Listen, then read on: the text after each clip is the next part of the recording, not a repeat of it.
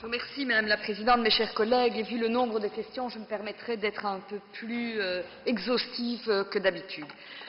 D'abord, je voudrais vraiment remercier les membres du Sénat pour leur travail incessant sur le sujet, parce qu'il n'a pas fallu attendre cette question qui finalement provient d'une action frauduleuse d'une firme pour que le Sénat travaille sur la question en général de la chirurgie esthétique, mais également à travers ça de la traçabilité des implants. Donc un grand merci. Ça me permet aussi de dire et de redire qu'au départ, il y a une faute d'une entreprise, vous l'avez tout à fait bien rappelé, qui a décidé pour des questions de rentabilité financière de jouer avec la santé, et notamment la santé des hommes et des femmes qui voulaient utiliser ces prothèses PIP. Alors, peut-être, je voudrais rappeler comment ça s'est passé, et pourquoi il y a eu une interdiction en Belgique dès avril 2010, et ce qui se passe à l'heure actuelle avec ces implants. De PIP-borstprothesen werden gefabriceerd door een Franse firma, die thans failliet is, als gevolg van een inspectie van het Franse agentschap voor de sanitaire veiligheid van de gezondheidsproducten uit 2010 moest het agentschap vaststellen dat de samenstelling van de prothesen niet meer overeenstemde met het Europese certificaat.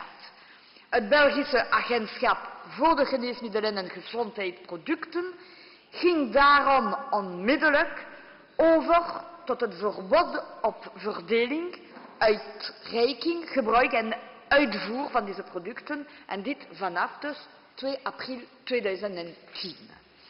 Sur base des informations communiquées par l'agence française, nous avons recueilli de l'information, enfin l'agence belge a recueilli de l'information auprès des 19 points de contact belges qui avaient été relevés dans la comptabilité de la firme française. L'agence a alors interrogé ces 19 points de contact, des pharmacies, des médecins, des cliniques, et c'est à partir de ce moment-là qu'elle a pu dire qu'il y avait au moins 674 implants qui avaient été utilisés en Belgique. On ne sait pas la nationalité de celles et ceux qui ont reçu un implant, et on se dit que ça doit être un minimum. Voilà toutes les informations que nous avons. Er werden het Belgisch Agentschap voor de Geneesmiddelen 5 gevallen van scheuringen en 2 gevallen van ontsteking gemeld. 2 personen lieten het agentschap weten dat ze de prothesen uit voorzorg willen laten verwijderen.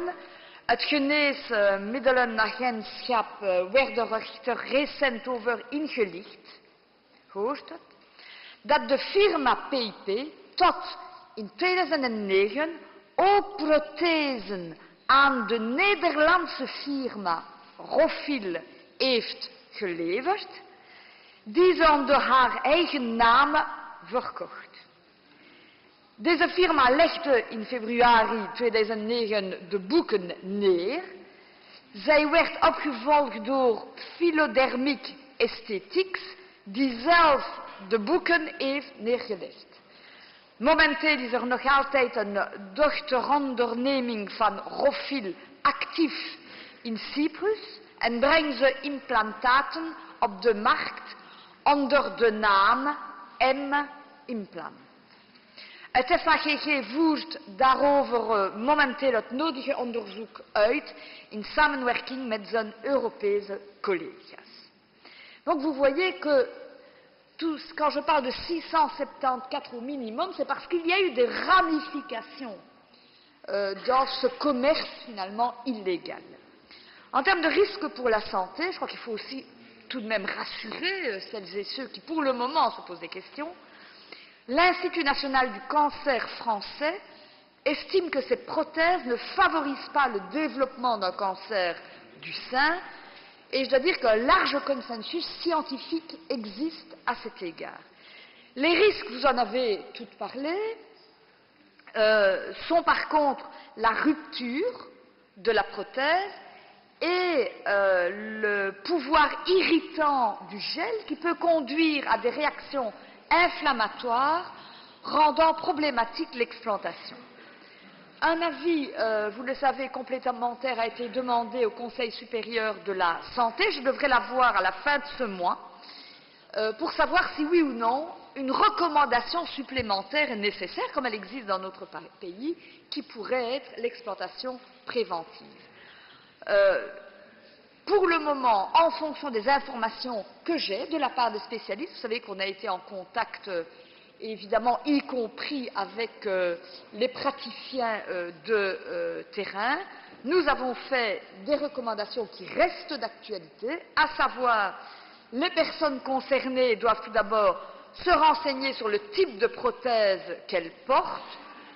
Je sais qu'il y a pas mal de difficultés à cet égard, parce que normalement l'information, elle doit être sur le document qui a été délivré par le chirurgien à la suite de l'intervention. Ça s'appelle un compte-rendu opératoire et une carte d'implant. Si la patiente n'en dispose pas, elle doit se rendre à l'hôpital où elle a été opérée, auprès du médecin qui a pratiqué l'opération. Mais je sais que ce n'est pas toujours simple, donc je vais un peu suivre ça de très très près, puisque nous avons, à travers les appels au call center, nous voyons un petit peu quel genre de questions on reçoit, et on a pas mal de questions ou d'interrogations de femmes qui n'arrivent pas à avoir l'information adéquate, donc je suivrai cela de très très près. Deuxièmement, s'il s'agit d'une prothèse fabriquée par la société PIP, éventuellement commercialisée par Rofil ou Philadermic Aesthetics ou sous le nom de M-implant, nous avons des recommandations particulières, à savoir vis-à-vis des médecins qui ont implanté de telles prothèses mammaires, c'est de renforcer évidemment le suivi habituel de leurs patientes, et vis-à-vis des femmes porteuses de telles prothèses mammaires et qui ont de doutes, c'est de consulter au plus vite le médecin qui les a implantées. Si dans l'intervalle, ces femmes observent une modification de la forme et de la consistance du sein, une douleur, une inflammation, une rougeur, il leur est conseillé de directement consulter leur chirurgien qui procédera alors au retrait de la prothèse. Nu met betrekking tot de terugbetaling van de verwijdering en de eventuele implantatie voorziet de bestaande RISIF-nomenclatuur nu al in specifieke terugbetalingen. Om medische redenen gedocumenteerde verwijdering wordt terugbetaald zonder voorafgaande toestemming van de adviserende geneesheer, voor zover natuurlijk de geneesheer die de verrichting uitvoert onder een tariefafspraak valt. Zoals voor elke andere terugbetaling door de verplichte ziekteverzekering zijn de door de arts gevraagde eventuele honoraria-toeslagen natuurlijk niet gedekt. 2. De herimplantatie wordt van haar kant terugbetaald indien de oorspronkelijke implantatie al werd terugbetaald, bijvoorbeeld in het kader van een borstreconstructie als gevolg van een borstkanker en onder dezelfde tariefvoorwaarden van de geneesheer en buiten de door de arts gevraagde honorarium-toeslag. Pour tout ce qui concerne les examens, les radios, c'est l'application éventuelle de ce qu'on fait en sécurité sociale. C'est évidemment remboursé selon les conditions habituelles. Donc il n'y a rien d'inhabituel dans ce que nous faisons, et ce que je dis, le principe que je viens de donner, c'est non seulement pour les prothèses mammaires, mais ça pourrait être évidemment pour tous les implants. Donc il n'y a pas eu de directive spécifique pour les prothèses mammaires en termes de remboursement. J'ai rappelé les principes actuels, il y a juste les recommandations de santé dont je vous ai parlé. Alors l'information que je tiens à vous donner en exclusivité au Sénat, c'est que nous sommes en train de réfléchir, et j'y suis totalement favorable, avec l'INAMI, pour que l'INAMI porte plainte contre X, pour évidemment récupérer les frais de l'INAMI dû évidemment au placement de cette prothèse frauduleuse. Je vous tiendrai là aussi au courant du suivi. Alors, le call center. Call center, ce n'est pas un call center spécifique, Madame Tillmans. C'est le call center du SPF Santé publique qui est très performant. Fonctionne très bien. Donc on a fait des briefings avec tous ceux qui répondent. Et vous savez que nous avons des spécialistes qui peuvent répondre à toutes les questions sur base de facs que nous leur transmettons. Mais il y a aussi des spécialistes de la matière qui peuvent intervenir en deuxième instance. Et donc le call center est briefé et répond. Alors nous avons eu pour le moment, depuis mardi 8h jusqu'à ce jeudi midi, 102 appels de personnes francophones et 16 appels de personnes néerlandophones qui se sont adressés au call center. Et puis, vous savez aussi que l'Agence des médicaments a renouvelé complètement les informations sur le site, des informations très pointues, très spécialisées. Il fallait le faire, vous avez raison, ce qui a été fait. Alors maintenant, pour l'avenir.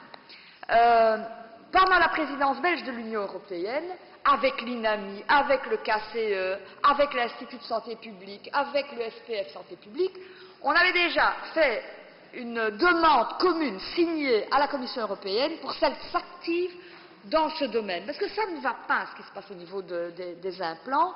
On n'a pas suffisamment de contrôle, on n'a pas suffisamment de traçabilité et de certitude en matière de santé publique pour ce qui concerne les implants. La Commission européenne, en fonction de tout ce qui se passe, veut accélérer la révision de la directive en vigueur. C'est une très bonne chose et je travaillerai évidemment en collaboration avec la Commission européenne. Pour moi, ce qu'il faut faire, c'est exactement ce qu'on fait pour les médicaments. À savoir, il faudrait qu'il y ait un organisme comme l'Agence européenne des médicaments qui puisse donner l'autorisation de mise sur le marché, après une analyse bénéfice-risque pour la santé, et puis après il faudrait organiser une traçabilité, parce que si ce n'est pas organisé au niveau européen, on va agir au niveau belge, mais ce sera évidemment totalement insuffisant. Donc il faut organiser cette traçabilité. Vous savez que pour les médicaments, notamment pour les médicaments remboursés, la traçabilité elle est totale jusque dans votre boîte à pharmacie.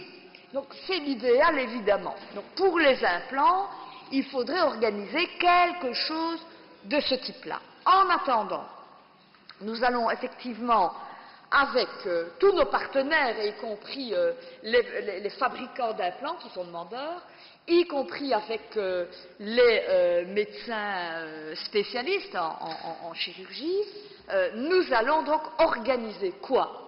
Un enregistrement systématique et surtout des contrôles aléatoires, c'est-à-dire que nous allons, à partir de l'Agence des médicaments, travailler avec des inspecteurs pour qu'ils puissent se rendre dans des cliniques privées ou publiques, près de médecins, de manière aléatoire, pour aller vérifier les implants et voir s'ils sont bien conformes aux certifications qu'ils ont eues pour pouvoir distribuer le produit. On a eu une première réunion qui s'est très bien déroulée. On va maintenant travailler sur le plan d'action. Je veux aussi dire que je continuerai avec le Sénat à travailler sur toute la question de la chirurgie esthétique. Je crois que ça avance pas mal du tout.